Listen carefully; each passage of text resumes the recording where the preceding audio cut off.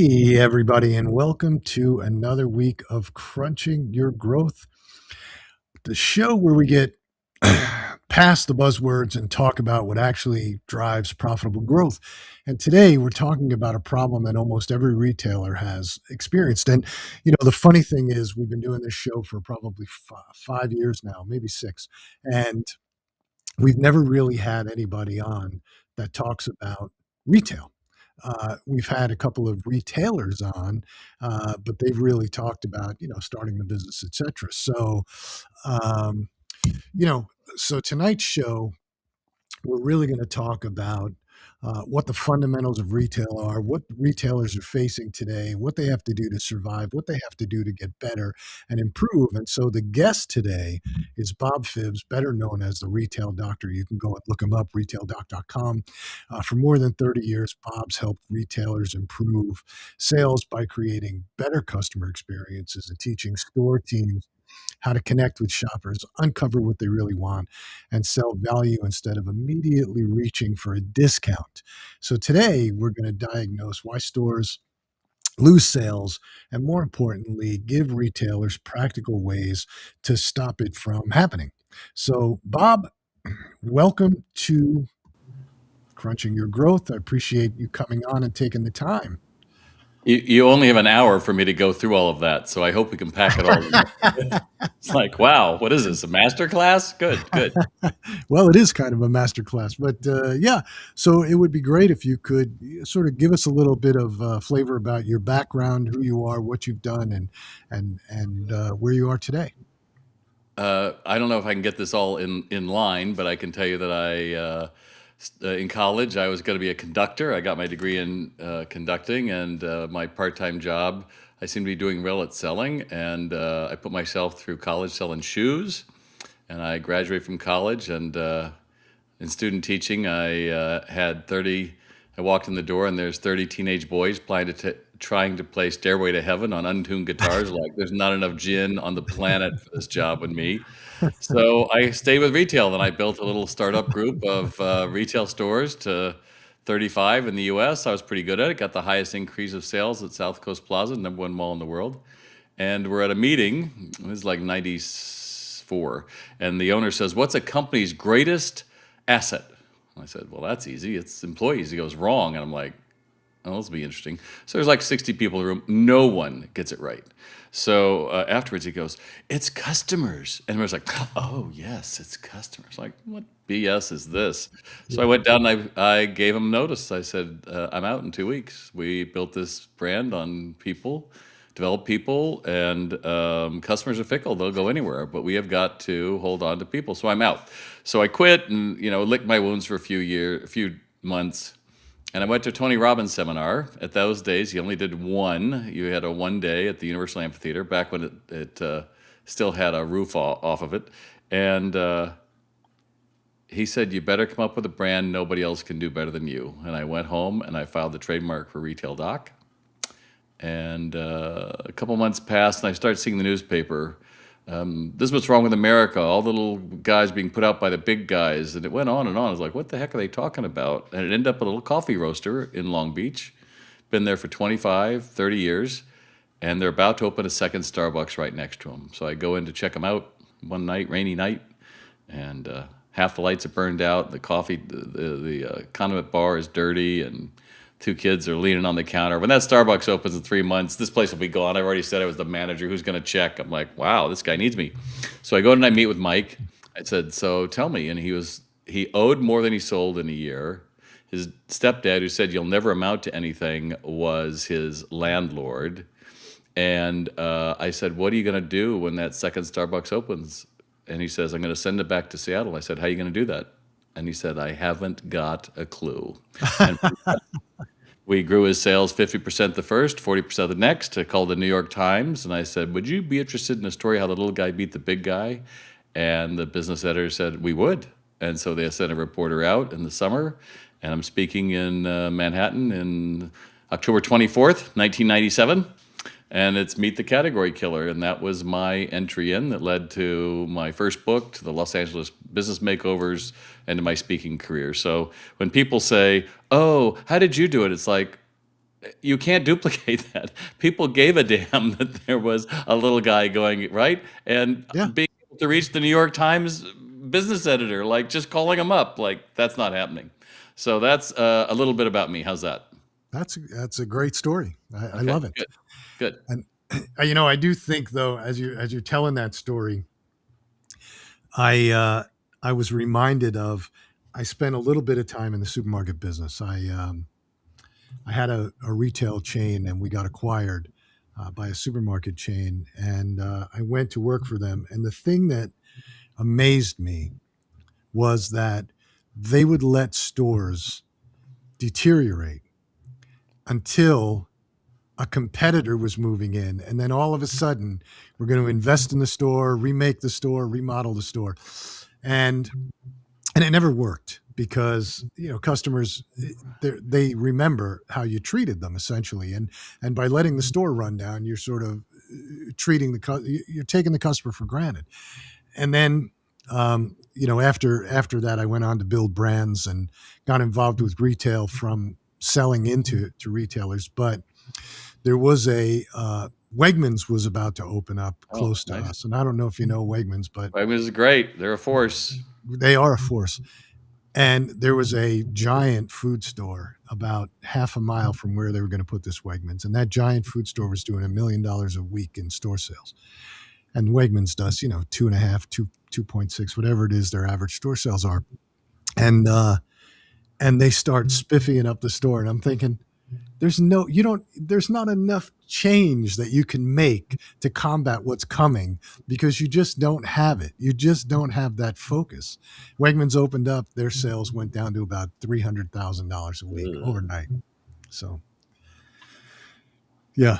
That's always the challenge, I think. In Mike's case, he was a little guy, and so I came up with his marketing statement was down the street from ordinary. So we started defining Starbucks as ordinary coffee, and Yeah. people loved it. And after a couple of years, Cal State Long Beach sent out a marketing team, NBA guys, to come down and see how our marketing was. And the first question they go is like, "How do you know your ads work? I mean, you don't run a coupon." It's like, is that the kind of crap they're still teaching? And they're like, "What do you mean?" And I was like, "No, we didn't do any of that crap. In fact, Mike was doing coupons when I met him, and we stopped so we could make money." And they're like, Yeah. "Oh." So Yeah, I mean, if it's just going to take coupons to drive sales, then you really don't have, a brand or anything loyal. Then you've trained your customers on discounts, which is never a healthy way to do it. So my little Ace Hardware just sent me another coupon. They send it like once every 2 weeks. I just hold on to it, and I just don't go there unless I've got it. I would go there if I didn't have it, but it's like I'd be a fool to, right? Once you've trained your cousin, that's what happened with Bed Bath and Beyond. I was just That's going to what's say, I happened. was just going to say that. And now they're bringing it back. I had to laugh. Marcus said, "Oh, we're going to bring all the dude." It's like, okay, there must be a greater idea here than I can fathom because that's how you got going anyway. But Yeah, what was amazing about BBY was that not only not only did they train their customers on the coupons, but then they were late to the party with setting up an e-commerce site. And when they finally set up the e-commerce site, it was really to deliver coupons. I was dying. I looked at it and went, "Oh my God, this is bad." And then, we all know what's happened since then. But well, and then they went private label, so the labels people were looking and expecting weren't there. And yeah, I always think it takes a village to raise somebody. It takes a village to destroy a brand. Because even now, we were reading the news how Cracker Barrel is replacing their CEO who did the wildly unsuccessful rebrand. It's like, yeah, well, the board had to sign off on this, so the board firing her is a little ingenuous. So yeah, takes a lot of people to screw it up. I don't think that the Cracker Barrel situation was just about the rebrand. I think there was the timing piece. It was like Jaguar when you came out with they came out with a new logo, and it's not the way you start. Your brand has nothing to do with your logo. Your logo is a is an after effect. You come out with the brand. What's changing? That's what people wanted to know. You Yeah, know, it's interesting you say that because I just wrote this piece on a Burger King. What is today? Tuesday. So I guess it came out Sunday. It was an announcement that they opened the phone lines, and in the last month or two, they had thousands of people call in saying how they hated their food, it was late, and all these assorted things. So now they're going to have a person in a vest who you'll be able to go up to if your order's not right and all this. And I was like, you can't vest your way out of poor customer service. So I write that, and it started off, we had like, I don't know, 20,000 views. And then the CEO chimes in and he goes, well, we had a meeting to get all the franchisees together and the managers, and that's what initiates the process. And I wrote back, it's like, well, that sounds great, but to your point, Phil, I would have done all the retraining and everything. So when people walked in, they weren't looking for the vest. They knew something was different, right? Yeah. So this has gone on. It's now 6/11, and it's gotten over 80,000 views. That one post, Where'd you write it on LinkedIn? LinkedIn, of course. Yeah. Crazy, I have to go and crazy, read it. I'll have to go and crazy. read it because I love that. And you're 100% correct. I mean, you can't, what's the vest going to do? That's that's nothing. Oh, And I'm going to have a place to complain. you're So I taking think somebody off the floor. Now you've added a person or taken them away to make it even. Yeah, the whole thing was just like, so yeah. So now I'm the person that's going to get yelled at when people don't have anything correct, right? So I'm going to be wearing the vest. So now everybody's going to be yelling at me, and I'm going to walk out going, for $12 an hour or $15 an hour, it's just not worth it. I'm out. I'll go to Home Depot and wear a vest and make a little bit more money, or I'll go to Costco. It makes no anywhere. difference. Yeah. It's so ridiculous. And uh, there was something else that happened with Burger King recently. But Burger King, what's amazing about that is every couple of years they do something where they get a little bit of a spike in sales, but it never lasts. And they don't fix the structure. They don't fix the problem. They just do things to get a little short-term bump, and then they feel like, oh, okay, we did a great job. In fact, so then I made this into a newsletter today, and I pretty much said the same thing. Like, let's see how long this lasts, because in my experience, when I was working with a franchise, It's a Grind Coffee in Long Beach, California. Took it from a startup to 130 locations around the U.S. It was tough to hold on to 50, and it really got tough when we got to 100 because they could Sure. do kind of what they all wanted. They've got 6,600 in Burger King. So that's a big nut, and the guy is doing all the right things. I mean, he is doing an awful lot that's right, but it gave me a window in uh, PR to say, "Oh, look what we're doing," instead of everybody noticing it, and then 6 months later say, "Hey, you might have noticed this is what we did," and you'd be like, "Oh, isn't that great?" But right now it was like, "Honey, you want to go work for Burger King? You can wear a vest." No, Yeah, no, you can wear a vest, get yelled at all day, and come home miserable. yeah. So Or maybe they fixed it and this vest person is standing around, right? They're like, that'd be the best case scenario. That would be what the am I best case doing here, scenario. right? Yeah, You can't win either way. So we that, don't have that to dish Burger King anymore. I didn't. I wanted to talk to Shah, who was a comment here, said, love this perspective. Blaming inflation on online shopping is easy, but fixing internal sales execution is what actually moves the needle. Yeah, that's it. And that's a hard nut to fix, right, Phil? oh, absolutely. What do you think is what do you think is the biggest issue facing retailers today? Because there's always a debate, right? There's people that walk around saying, "Oh, the problem is, the increased labor costs, or people don't care, or it's the human factor." But I don't buy it. I That's think it's got to do with more structure. How about you? Well, in my latest book, The Sales Floor Problem, you're just Thank welcome. you. I say why the Is it money you're available losing. on Amazon? Actually, no, this is actually only for CEOs right now. I'm mailing it only to the retail CEOs.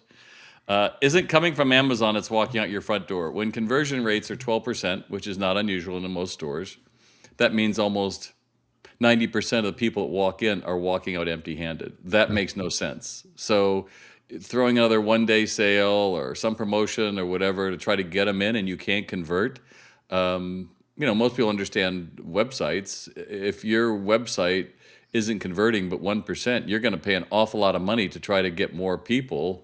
but really they're curious, but they're not converting. And it's the same in a store. Nobody's walking in, for example, to a, I don't know, let's say a flooring store. No one's walking in there like, do you carry dress shoes? I mean, they Yeah. already know what you carry, right? They already know it.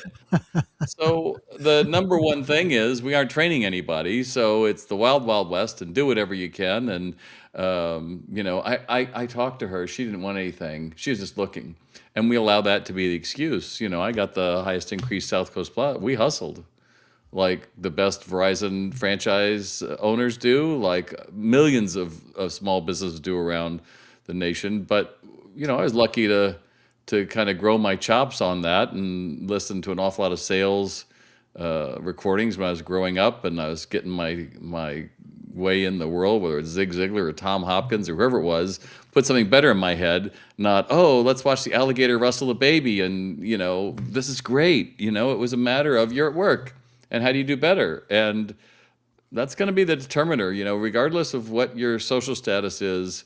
At the end of the day, it's still going to be a human relationship until Skynet kills us all. But if you can't talk to someone, if it's cute that your kid is, oh, he's always on his phone, just understand that he's probably going to be limited because the pendulum is going to swing, is already starting to swing back from AI. Haven't you seen that? Oh, absolutely. I mean, there was an article this morning about Google saying that they're going to rehire a whole bunch of positions that they let go. There were several companies that have started to rehire that they thought that AI was going to do some wonderful things. And look, I love AI. I, I think it's a fantastic tool. I think it's a fantastic product, and we use it. We actually just built an agency of agents, and it works, and we use it for our agency, and it's great.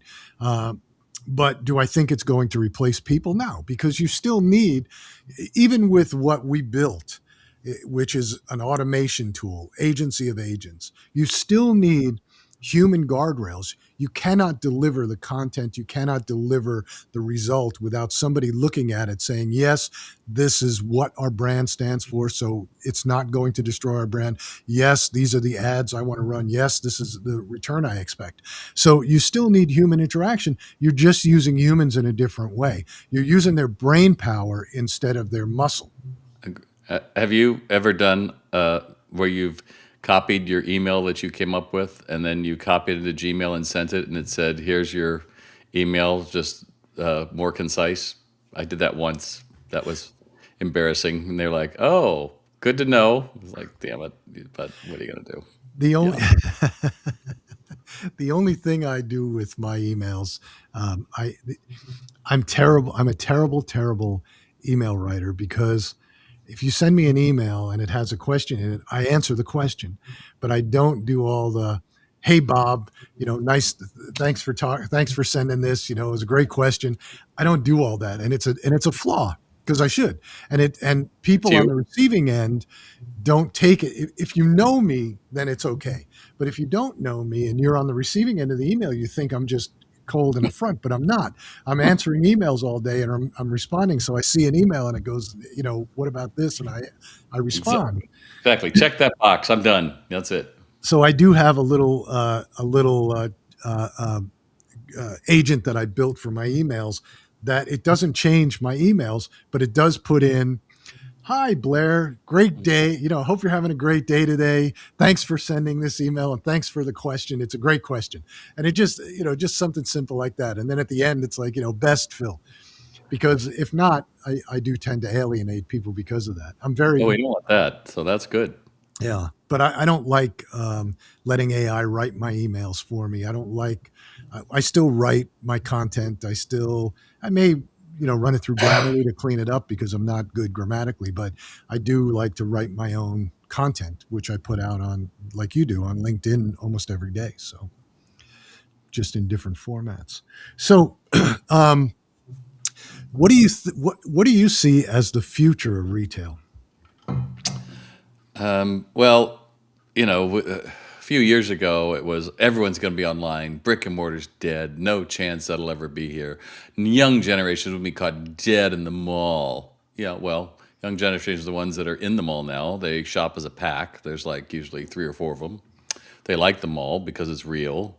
Yes, online is still represents about 20%. Even in China, when I was in China, it's still 21%, which they are most adopted to mobile and buying online and live streaming, and there's a million things Yeah. they do. But in the end of the day, it's still 80%. So I get it. You're a bitter person. You don't like talking to people. You're going to buy everything online. Yay, you. Thank God we're not like you. But the danger is these people get involved in a brand and they start telling everyone this is the way it is, and they build everything to do everything but have a person talk to them. And I think we have seen that backfire time and time again. So, the difference, the way I like to say it, Phil, is if I am doing something and my printer runs out of ink, um, if I just need a printer cartridge, I'm not going to go down to the local office supply and have somebody take the sacred scrunchy keys to unlock the $30 cartridge, right? I'm not going to put up with that. I'll order for Amazon. It's here, in a day or two, or if you're in a metro area, it might arrive in 20 minutes. But if I do decide to go into that store and talk to the person with the sacred scrunchie and take the sacred cartridge out, woe to you to think that's all I went in for. That's the difference. That if you're smart, you understand, like, oh, okay, so when they're in, I got to build the basket. So obviously, saying, oh, well, you're getting a new cartridge, you probably need some new paper. We have a special or whatever, it's right over here. Or if you see them, take a look around, we have this, whatever. The goal is to get them to stay because brick and mortar owns discovery. We go online to buy, right? I know what that one is, that's it. And I go in to shop. Now, AI is adding a layer to that.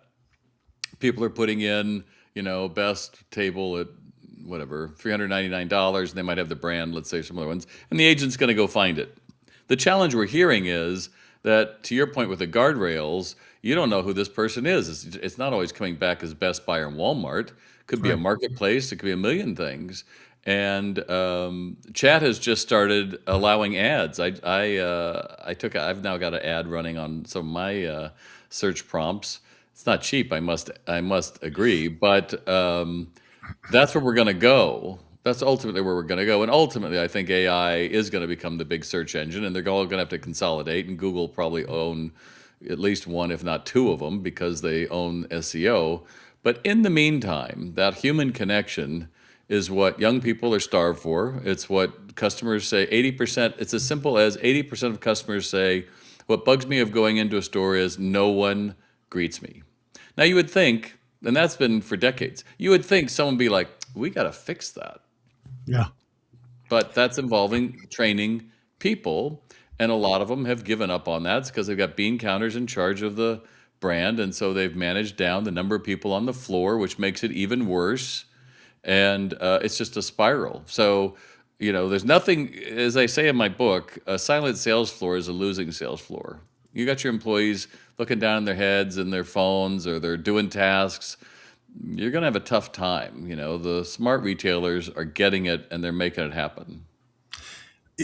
I agree 100% with what you're saying because when I go into retail, it drives me insane. The situation you brought up.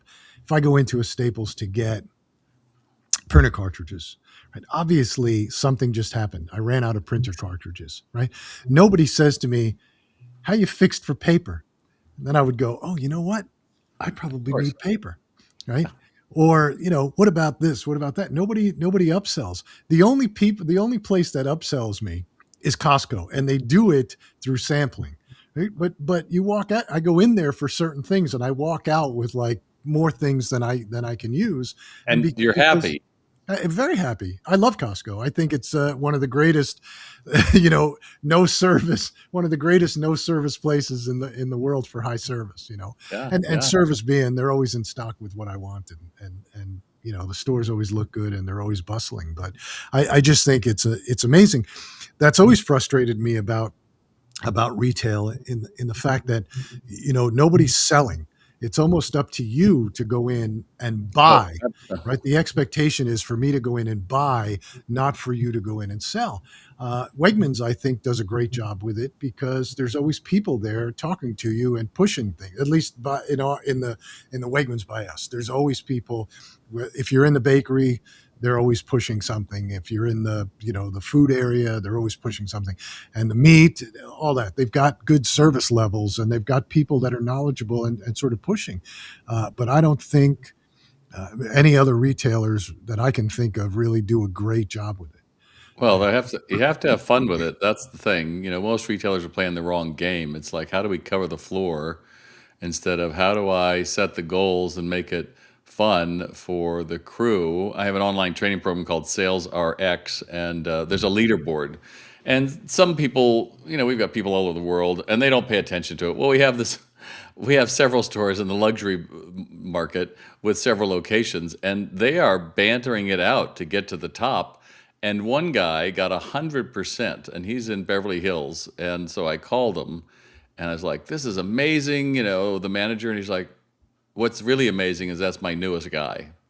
And that's exactly it. That you want the newest person to have a real idea of this is what success looks like, and confidence that I could do that, and then execute it, right? So you know, people have training programs all over the place, but unless you're going to hold them accountable to use what you taught, or if you're doing a training program that really is garbage, make up some acronym. Oh, magic. Make sure everyone is always going, whatever, right? I mean, that's just worthless. But they can remember. It's like, no, they can't. It's garbage.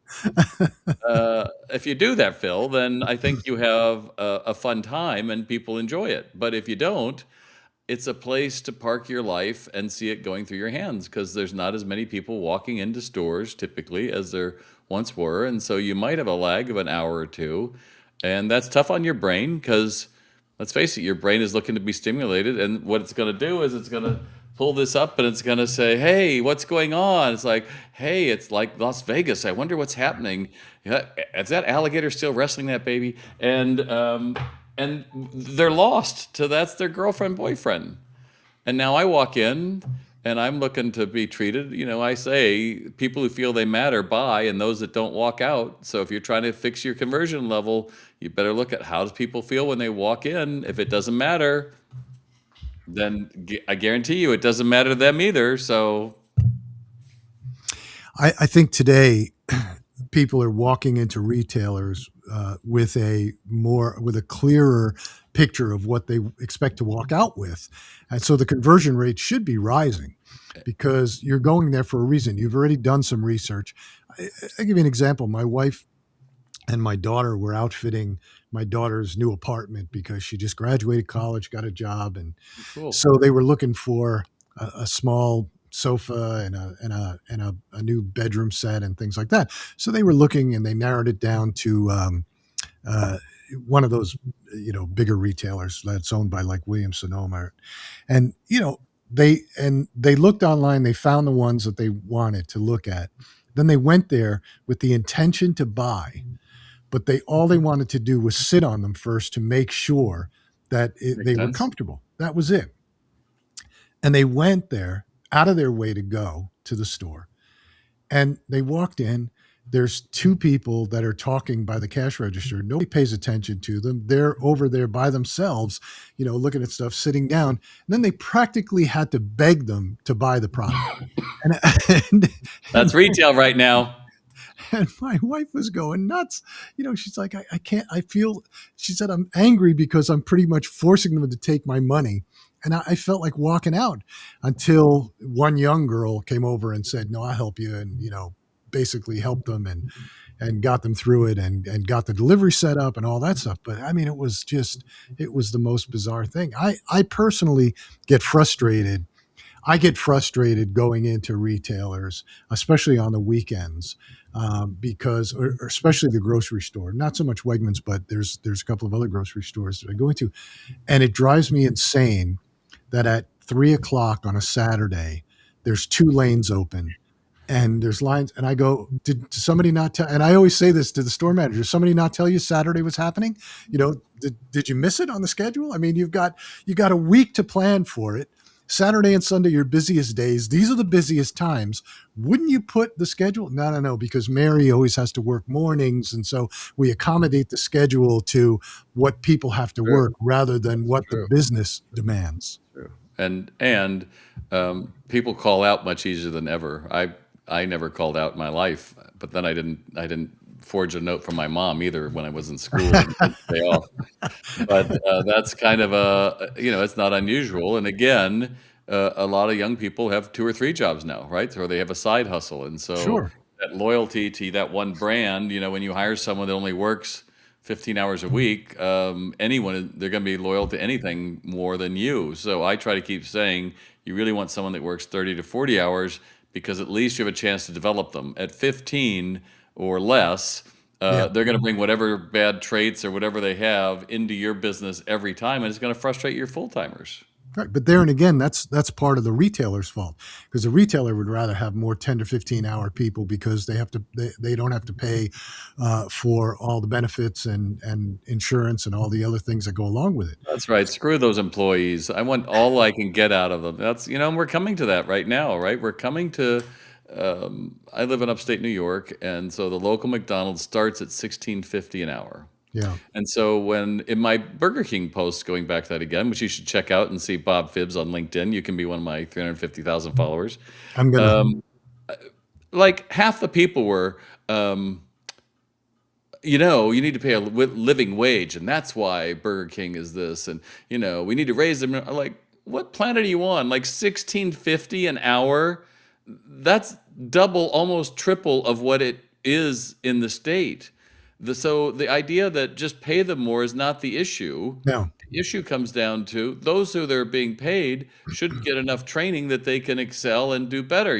Whether you're looking at, Walmart got laughed at 10 years ago when they decided they were going to build 200 training centers and their stock took a hit. It was like, what the hell are they doing investing in people?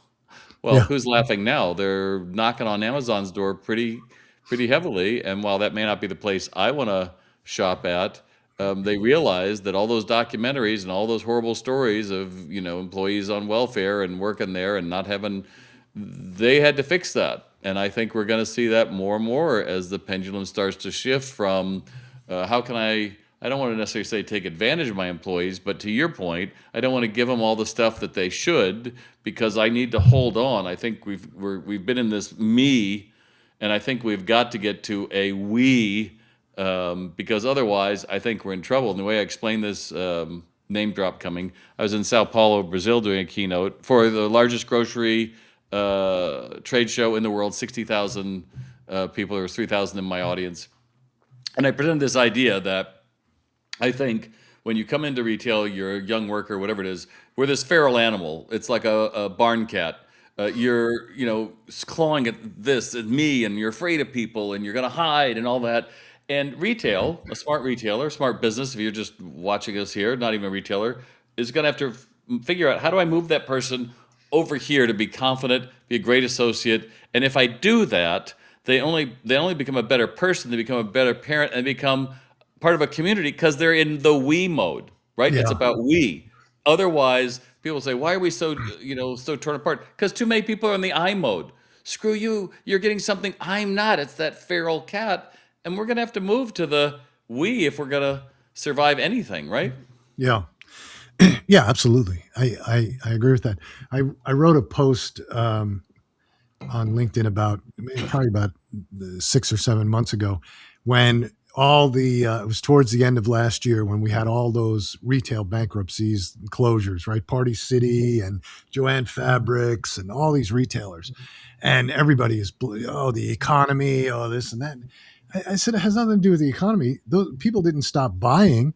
They just bought them somewhere else. When was the last time you went into a Party City and you felt like, oh wow, this is a great experience, or Joanne's Fabrics, this is a great experience, or half the Forever 21s in the world, the fast fashion that just fell apart. I mean, this is not. You have to think about when you went into those stores, how did it make you feel, and what was the experience like? And if it's terrible, why would I go back? Like, why And would the I same go? for restaurants. It's the same for restaurants. Absolutely. A buddy of mine in Brooklyn, he talked about his favorite restaurant, old family, Italian family, the whole bit. And the son comes back from college and goes through all the numbers with his dad and everything. And he says, this fresh bread is killing us. Fresh bread every day is killing us. We got to cut that out. So they stopped having free fresh bread and they started charging $5. And sales just went down dramatically. And he said they were gone in 6 months. And it's those little things that you don't even know, oh, people value that. But it was more than that. It was, they came over and they were nice to you and like, and here's the bread. And you're like, oh, just like being at home. Yeah, Instead of it was transaction. I think that's the problem with a lot of businesses, a lot of retailers. It's a transaction. Like, what are you looking for, bud? Oh, I'm looking for this thing. Okay, that'll cost you this. Get the hell out. And yeah, that doesn't feel great. yeah. It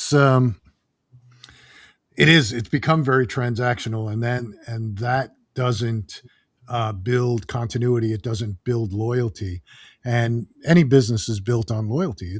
Whether you're online or offline, it doesn't matter. You're looking for retention. You're looking for returning customers because whether you're online or offline, you're spending an awful lot of money to get a customer to come into the building. Whether they're coming into your website or they're coming into your store, you're spending an awful lot of money. You want them to convert, number one, and number two, you want them to come back and buy more. And so And investing tell their in them friends, Phil, are, and tell their friends, right? yeah, Because people who have money usually have other friends that have money. absolutely. Wow, Absolutely. that's a novel idea. And I used to say this in the coffee business. So I told you about It's a Grind when I was the CMO of a franchise. And this one woman, I called up one day and said, how'd it go in today? And she goes, oh, well, we're down 3 people. We did great. And I was like, you need 5 people to open a coffee house in the morning because the demand is there. And uh, every person in front of them is a minute. So if you see, that's why people, oh, I can't believe Starbucks opened one across from it. They were smart. I think they should have just rebranded. They had Seattle's best. Didn't have to say Starbucks. But people open the doors, see all those people. Anyway, uh, I said, "Do you realize the power if we missed one customer?" She goes, "What do you mean?" I go, "That's $4 a day. We're dealing with addicts here, right? So that's $20 a week. So that's basically $100 a month. So we're at 1,200 a year. Average person doesn't move, but every 5 or 6 years. So we're really talking that's a $7,000 sale potentially you lost." She goes, "I hadn't thought of it that way." It's like you got to look at it that way because otherwise, I think again, you say we're fine, and a lot of retailers say that now. And are you? Are you? Yeah. You know, I'll go back to my limited experience in the supermarket business when we got acquired. And one of the criticisms of me came from the first meeting I attended. Every retailer that I've ever been in has a Monday morning meeting. They look at the numbers from the weekend, they look at the numbers from the prior week, stores, blah, blah, blah. And they start going through it, and everybody's focused on the dollars, the dollar amounts. Dollars are up, dollars are up, dollars are up. And I kept looking at it. I said, I don't think you're looking at this correctly. I said, your customer counts are down. Customer counts are down everywhere. You're declining customers. Something else is happening. People are leaving you, and you can have your sales go up because of inflation. You can have your sales go up because you raise prices. You can have your sales go up for a lot of different reasons, but your customer count is down. And if you're not growing customers, something's wrong. And the CEO, like the president of the company, looking at me like, who the heck is this guy? Because I just had this little rinky dink company that had, we had 10 stores. They acquired us, and the parent company acquired us, and they put me there for a specific reason to try and fix a problem and also create the website for home delivery. But I was looking at it like that because all I ever looked at every single day with all our stores was customer counts. I just wanted to know about customer counts because if we were placing the stores in Washington D.C., they were in areas where people lived and worked, and we put them very close to the metros. And I knew how many people went up and down in that metro every day, and I wanted to capture a specific percentage. And I just drilled into everybody. We care about whether or not customers are coming in the door. We know they're going to buy when they come in the door. You take care of them. You're going to sell them a sandwich. You're going to sell them a smoothie, wherever you sell. But we need more customers to come in the door. And I'm spending a lot of money getting customers coming in the door. So we want to make the most of it. And I just drilled into my own head about customer counts. And I'm looking at these reports and I'm going, your customer counts are down in some of your bigger stores. And let's face it, we all know that 80%, 20% of the stores are driving 80% of your volume. So, you got to start paying attention to this. And when you went into the stores, you could immediately see it. The minute you walked in, you could immediately see it, right? Because the stores are messy, the stores are dirty, things aren't where they're supposed to be, shelves aren't fully stocked. In the supermarket business, that's a death sentence. If you don't have the right product, customers they get aggravated. You don't have bananas, and it's key products. It's not like every single product, but there's key products in the supermarket world, and bananas being one of them, and things like that, and you could just walk in and see it, and it was I just had such a terrible reputation in the company, and I know I'm a terrible employee. I am not a good employee. I admit it. That's why I do what I do. That's why I'm an entrepreneur. I do it on my own because I know people don't like to hear what I have to say, but in my opinion, I was correct, and I was correct because the parent company wound up.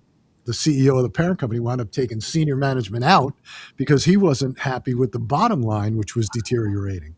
And he took entire senior management out, brought in a bunch of guys who were really focused on retail and started focusing on store conditions, making sure that everything was in stock and clean, and all those things in the parking lot before you even get into the store, windows, all those things that people take for granted that mean something. And Someone so, has someone has to look at that stuff. That's the thing. You can't take any of it for granted, right? Because the customer may not tell you, "Oh, the parking lot's dirty." They just notice it. yeah, they notice it. They're not going to tell you that the windows are disgusting or you still have old banners up. They're just and they're not going to tell you that they feel like the store is dirty. They're not going to tell you the other thing that was interesting, and I never understood why anybody would do this, but they allowed the store managers. Now we're talking about a major supermarket chain. We're talking about stores from Florida up to Virginia, and they had it was a multi-billion-dollar company, and the president at the time decided that the right thing to do was to give the store managers the autonomy to make decisions about what should be in their store in terms of products. So there's no Which consistency. sounds very smart. Macy's has done this. Yep, I totally get it.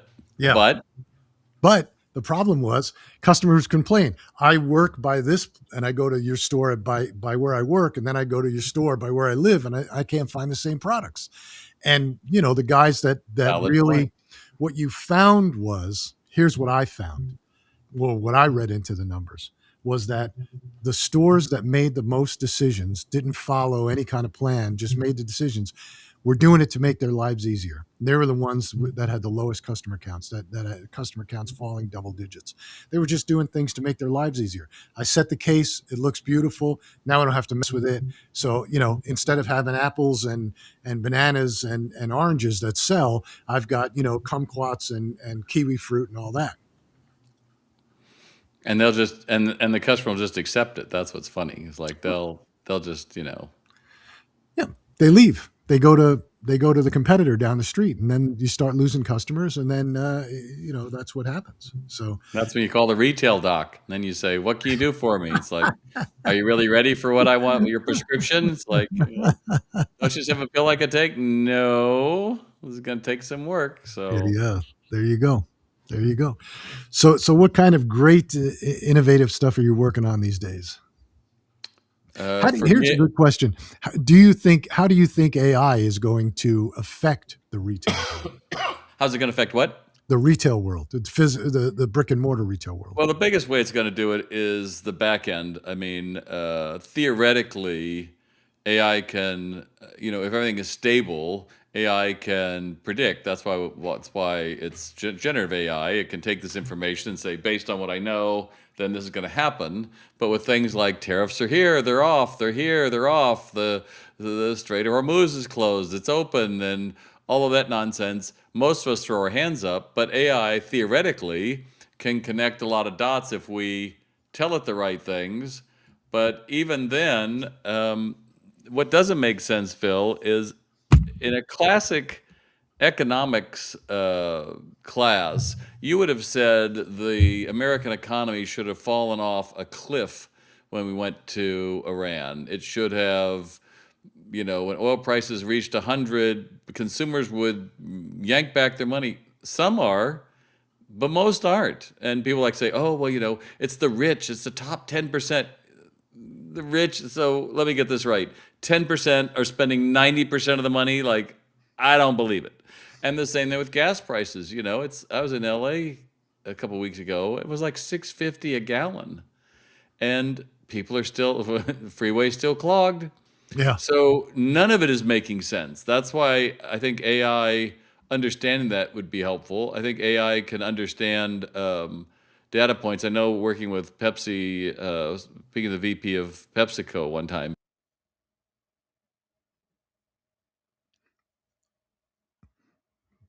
Uh-oh.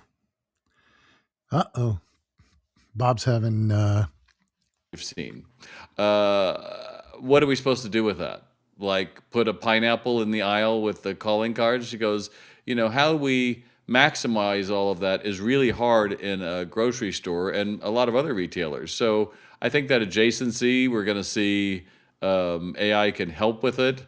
But, some people are saying, oh, you can now have a virtual, like virtual Bob. It'll just be this, screen that'll be behind me and you'll walk up to it and hey, I'm looking for this. Oh, that's on aisle 8, or I don't think people want to do that. I don't think people want to have a in-store experience that's just like it would be if I was online. no, We'll I don't see, think because that a lot of them are coming out. A lot of I them are think that's innovation. yeah, I agree with you. I don't think that we're going to want to have some live chatbot or live chat body sitting there talking to us. I remember I walked into a Walgreens when we had a beauty brand, and we put it in. Walgreens was opening up this beauty store in on Wall Street in one of the in that store, and it was beautiful. And they had this this sort of I don't even remember what they called it, but it was a human, but it was just a video of a human standing there, and that was going to be the greeter. And I thought it was the dumbest thing in the world. Well, and you can see why people do it because it's easy and it doesn't eat and it can be on all the time. But Exactly. at the end of the day, is that really, is that going to Yeah, move the needle?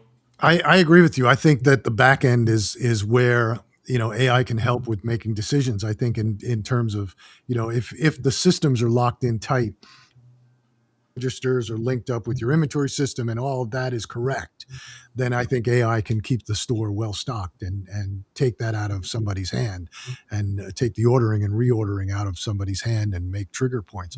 But you look at what just happened with Starbucks. Starbucks bought into this AI platform that said you can use an iPad. Your people at the store level could use an iPad and use the camera on the iPad, and they can go in and scan the cooler, and that'll take the inventory. And Starbucks mandated, don't take physical inventories. You don't do it. You use this system. And it was taking them twice as long because the system couldn't determine the difference between oat milk and almond milk, and it couldn't count. And the reason was when they showed the system to Starbucks in a controlled environment in the office, There, buddy. which had, There you go. yeah, which had, the right lighting and all the products were lined up correctly versus the stores where the lighting's different and the coolers are all different. So, they had to scrap it after 9 months, cost millions and millions of dollars. But that's more of an issue of going out and not, prematurely, not managing it correctly. It's Because I do interesting. think that's Go that ahead. I do think that's probably the right way to handle it. It was interesting. Walmart had gotten some kind of a AI several years ago, and they discovered that what they could do instead of having things roaming up and down and a lot of other things, they just get cheap Wi-Fi cameras, stick them on all the way up and down, and it just matches what the it should look like. Does the pick order for somebody in the back to do it, and much less expense. I think that's ultimately taking a modern idea and saying, how does AI help me with that? We're certainly going to see it in marketing theoretically, but all the AI videos you typically see are kind of creepy now, and supposedly Gen Z is the one that hates it the most, Yeah. because they see the chance of being replaced. But boomers, we've been through the advent of the cell phone, internet, all these technological advances, and I don't think we freaked out. It was just kind of like, oh, well, that's just evolution. But it is going to be interesting. I did a speech a couple months ago in Philadelphia, and it was about using AI in retail. And I started, although I don't think I said, I think it was two part. It had, how to do better in the store, and then I had the AI, and it was in the description. Well, I started into that part. 10 people got up and left. Hmm. And one wrote me like, "I can't believe you're saying AI is great because it's going to destroy a world." And it's like, "Oh, I absolutely believe it's going to. I absolutely believe there's a bad actor that's going to call down Skynet. I have no doubt about that. However, I say let's use it in the remaining time to do a better job with our customers, to do a better job in our business, and to understand how we fit into all of it. And Yeah. that's really kind of the same with you. If you are one of those people listening and you're saying, I'm not going to do it and I'm pure and all that, okay, well, great. Go out and see if you can get a paper and you can write everything by hand and be pure. But the rest of us understand that speed matters, and even though AI only gets me 85% of the way for whatever I'm doing, that 85% is a game changer. Yeah. Absolutely. Well, Bob, time flew and we're almost out. Any closing comments? Anything you want to promote? Where you're going to be? Your new book? Anything? Well, the important thing to remember is we're about as happy as we make our minds up to be. So if you're one of those news junkies that's just dying to go and rail on somebody, I'd say take a pause. And if you're looking to increase your sales in a brick and mortar store, I'm your guy, the retail doc. I have like, I don't know, 350, 60,000 people that seem to care what I think. And more importantly, I have a newsletter every Sunday night you can get on just going to retaildoc.com. You can sign up for that. And retail's still here. It's here to stay. And even though stores might be closing your area, just remember you have a choice. And if you put up with bad service, you're really not helping somebody. It's perfectly okay to turn, like I was at a store the other day. I couldn't believe it. This woman in front of me, we're in line, and she turns back to me and she goes, I don't think anyone ever smiles in this store. Why do I even come to the store? And I'm like, holy crap, like right in front of the associate. And I thought if I was a manager and I heard that, I'd be right over there like, oh, tell me more, Yeah. instead of dismissing it. So that's what I would say is, listen to what's going on, and more importantly, just understand that people who feel they matter buy from you, and those that don't, walk out those front doors. Yeah, yeah, 100% correct. Well, I appreciate you taking the time to come on. I thought it was a great show. I thought, Right. a lot of wisdom there. And yeah, I'm going to sign up. I'm going to follow. I think I follow you on LinkedIn already. I think but I don't think I read your article from this morning, but I'm going to go back and read it as soon as Get I me to get off. 100,000. All right. Thanks again, Bob. Thanks, And Phil. I appreciate you taking the time. Appreciate it. Bye.